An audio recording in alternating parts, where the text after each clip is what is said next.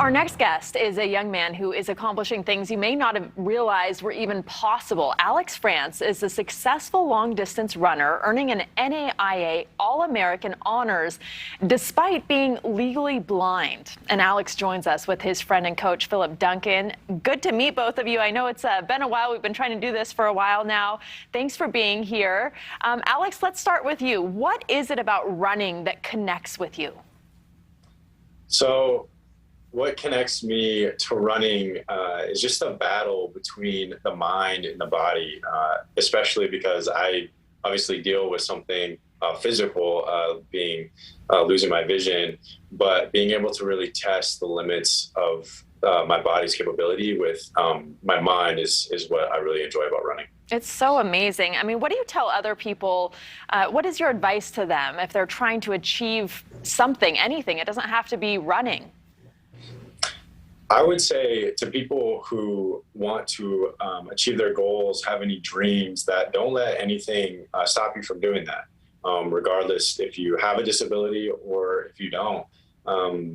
Surround yourself with people who care about you and who are going to support you in doing those dreams. And I mean, put your heart into it, and regardless of what your dreams are, you can do it. Unbelievable. Philip, to you now. He is one of the most accomplished runners in Midland University's history. You helped him get there. What does that feel like for you? Truthfully, it's just been an incredible experience overall. He's done everything that could ever be asked of him as far as training. He's strong academically. He has opportunities to make excuses, but he's a team leader by all means, doesn't make any excuses, whether it's 100 degrees or negative 30 degrees. We're out running, putting in the work, doing what we need to do to get to that next level. I have to say, I feel like a huge complainer having seen your story. Is it ever hard to keep up with him?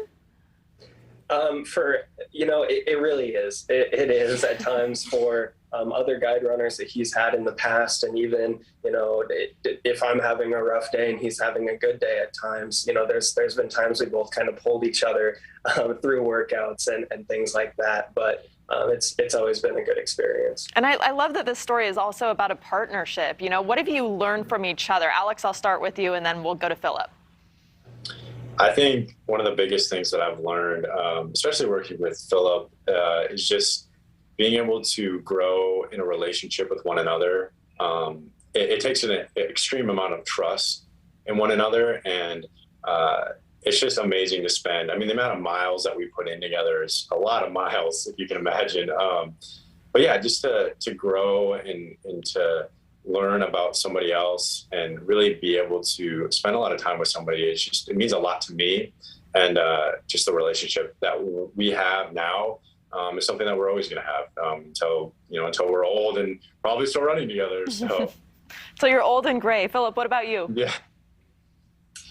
Truthfully, it's just the things that Alex notices about just like people in the world and things that you wouldn't expect. And I'm just always looking on the bright side of things. It's just been really eye-opening, as interesting as that may seem, but it's been very, very enjoyable. I mean, there's been slips and trips and falls and running on ice and things like that. And it's just kind of one of those things where you just, get up and you shake it off and you keep going. And it happens. I mean, it happens. Unbelievable. Alex, you were born sighted. So what has this journey been like? I mean, you seem like the type of person who doesn't consider anything a loss, but your eyesight, devolved, right?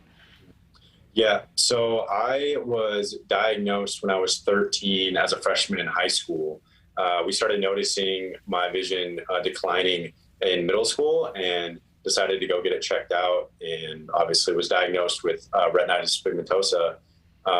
And it just was kind of that thing where I was diagnosed. I was like, okay, cool. Like, I didn't really know much about it other than what they told me. And I was like, this isn't it. I'm going to use this as a way to inspire people and be able to do the things that I love, even though, it is a disability, but it's provided me opportunity to inspire people who also have disabilities. You're definitely inspiring people who have disabilities and who don't have disabilities. It was so nice to meet both of you. Congratulations to you both, and thank you so much for being here tonight. Thank you very much. Thank you. Thanks for watching. Click the red subscribe button below so you can get more of NewsNation's fact-driven, unbiased coverage.